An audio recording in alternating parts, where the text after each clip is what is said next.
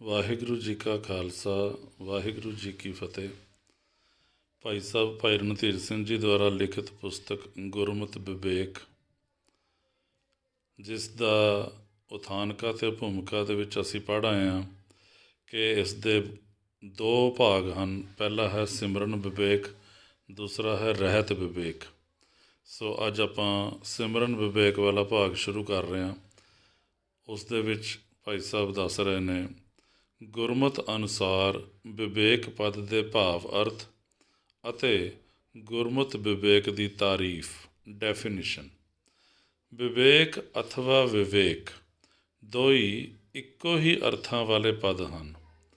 ਗੁਰਬਾਣੀ ਅੰਦਰ ਭਿੰਨ ਭਿੰਨ ਥਾਵਾਂ 'ਤੇ ਕਿਤੇ ਵਿਵੇਕ ਪਦ ਵਰਤਿਆ ਦੇਖਿਆ ਜਾਂਦਾ ਹੈ ਅਤੇ ਕਿਤੇ ਵਿਵੇਕ ਪਦ ਲਿਖਿਆ ਪਾਇਆ ਜਾਂਦਾ ਹੈ, ਪਰੰਤੂ ਭਾਵ ਹਰ ਅਸਥਾਨ 'ਤੇ ਸਮਾਨ ਅਤੇ ਇੱਕੋ ਹੀ ਹੈ। ਸਧਾਰਨ ਅਰਥ ਤਾਂ ਵਿਵੇਕ ਅਥਵਾ ਵਿਵੇਕ ਦਾ ਵਿਚਾਰ ਹੈ, ਪਰੰਤੂ ਗੁਰਮਤਿ ਅੰਦਰ ਇਸ ਵਿਵੇਕ ਵਿਚਾਰ ਤੋਂ ਭਾਵ ਨਿਰਾ ਸੋਚ ਵਿਚਾਰ ਦਾ ਨਹੀਂ, ਨਾ ਹੀ ਫੋਕੇ ਅਰਥਾਂ ਵਿਚਾਰ ਅਥਵਾ ਸ਼ੁਸ਼ਕ ਗਿਆਨ ਦਾ ਭਾਵ ਹੈ, ਕਿੰਤੂ ਸੱਚਾ ਵਿਚਾਰ ਵਿਵੇਕ ਗੁਰਮਤਿ ਅੰਦਰ ਅਤਿ ਉੱਚਾ ਗਹਿਰ ਗੰਭੀਰ ਭਾਵ ਰੱਖਦਾ ਹੈ। ਜੇਕਰ ਵਿਵੇਕ ਵਿਚਾਰ ਦੇ ਅਰਥ ਭਾਵ ਨਿਰੇ ਸੋਚ ਵਿਚਾਰ ਦੇ ਹੀ ਹੁੰਦੇ ਤਾਂ ਸੋਚੈ ਸੋਚ ਨਾ ਹੋਵਈ, ਜੇ ਸੋਚੀ ਲੱਖ ਵਾਰ ਜਪ ਰੂਪੀ ਗੁਰਵਾਕ ਦੁਆਰਾ ਫੋਕੀ ਸੋਚ ਵਿਚਾਰ ਗੁਰਮਤਿ ਪ੍ਰਤੀਕੂਲ ਨਾ ਸਿੱਧ ਹੁੰਦੀ। ਗੁਰਮਤਿ ਸੰਬੰਧੀ ਪਰਮਾਰਥ ਦੇ ਪ੍ਰਬੋਧਨ ਲਈ ਫੋਕੀ ਸੋਚ ਵਿਚਾਰ ਕਿਸੇ ਲੇਖੇ ਨਹੀਂ ਪੈਂਦੀ, ਭਾਵੇਂ ਲੱਖਾਂ ਵਾਰੀ ਅਜਿਹੀ ਸੋਚ ਵਿਚਾਰ ਕੀਤੀ ਵਿਚਾਰੀ ਜਾਵੇ ਅਤੇ ਲੱਖਾਂ ਵਾਰੀ ਫੋਕਟ ਹਠ ਯੋਗ ਸਮਾਧੀਆਂ ਲਾ ਲਾ ਕੇ ਅਤੇ ਮੌਨ ਧਾਰ ਧਾਰ ਕੇ ਮੈਡੀਟੇਸ਼ਨ ਕੀਤੀ ਜਾਵੇ।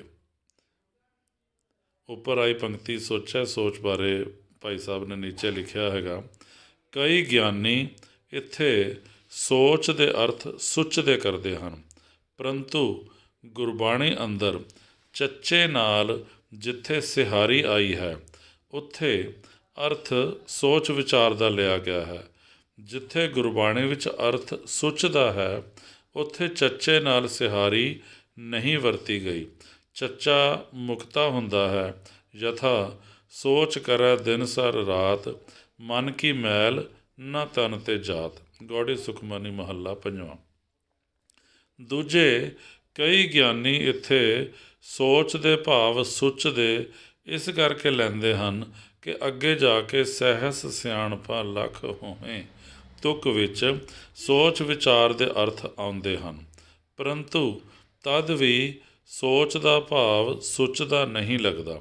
ਸੋਚ ਦਾ ਭਾਵ ਵਿਚਾਰ ਮੈਡੀਟੇਸ਼ਨ ਹੁੰਦਾ ਹੈ ਅਤੇ ਸਹਿਸ ਸਿਆਣਪਾਂ ਤੋਂ ਭਾਵ ਗਿਆਨ ਅਥਵਾ ਫਿਲਾਸਫੀ ਦਾ ਲਿਆ ਗਿਆ ਹੈ। ਸੋ ਨਿਰੀ ਵਿਚਾਰ ਸ਼ਕਤੀ ਦੁਆਰਾ ਸੰਸਾਰ ਭਰ ਦੀਆਂ ਫੋਕੀਆਂ ਫਿਲਾਸਫੀਆਂ ਅਤੇ ਸ਼ਾਸਤਰਾਂ ਸਿਮਰਤੀਆਂ ਉਪਨਿਸ਼ਦਾਂ ਦੇ ਸਮੂਹ ਜੋ ਵੀ ਹੋਏ ਬਿਤਾਏ ਹੈਨ ਅਤੇ ਘੜੇ ਗਏ ਹੈਨ ਅਥਵਾ ਘੜੇ ਜਾਣਗੇ, ਚਾਹੇ ਲੱਖ ਵਾਰ ਘੜੇ ਬਣਾਏ ਜਾਵਣ, ਗੁਰਮਤਿ ਅੰਦਰ ਕਦਾਚਿਤ ਪ੍ਰਮਾਣਿਤ ਸਿੱਧ ਨਹੀਂ ਹੋ ਸਕਦੇ।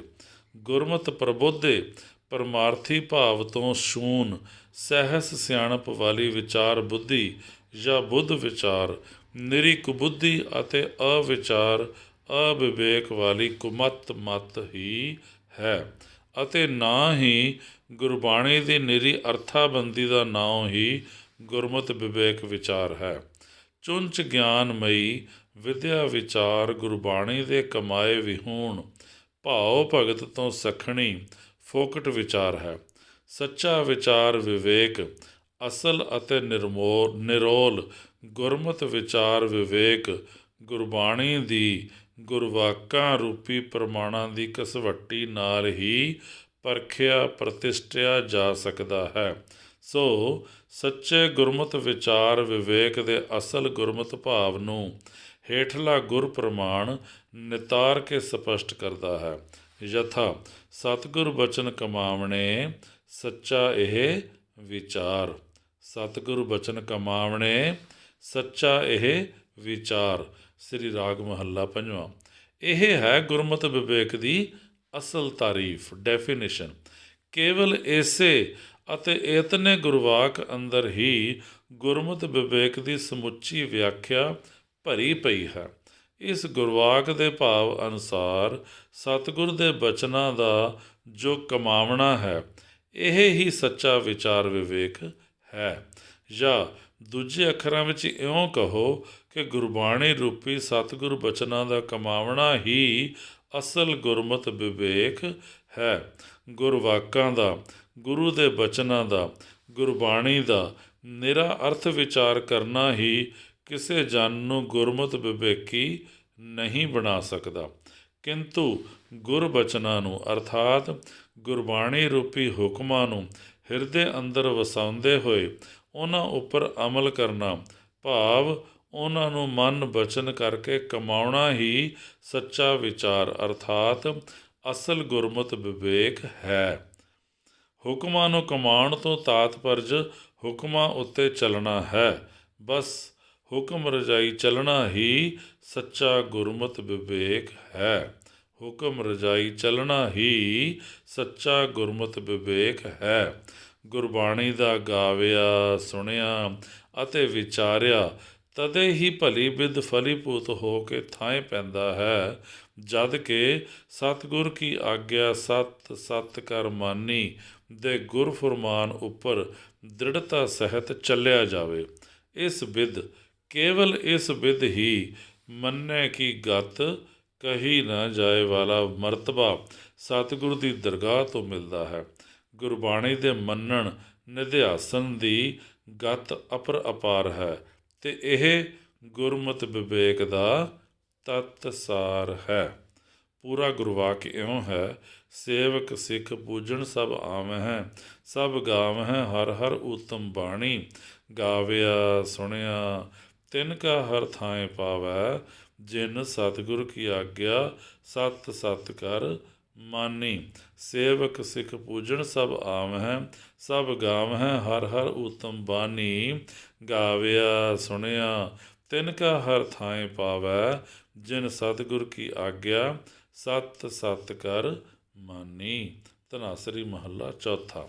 ਬਸ ਸਤਿਗੁਰ ਬਚਨ ਕਮਾਵਣੇ ਅਰਥਾਤ ਹੁਕਮ ਰਜਾਈ ਚੱਲਣਾ ਹੀ ਸੱਚਾ ਵਿਚਾਰ ਵਿਵੇਕ ਅਥਵਾ ਗੁਰਮਤਿ ਵਿਵੇਕ ਹੈ। ਸਤਿਗੁਰ ਬਚਨ ਕਮਾਵਣ ਅਤੇ ਹੁਕਮ ਰਜਾਈ ਚੱਲਣ ਦਾ ਇੱਕ ਮਿਕ ਭਾਵ।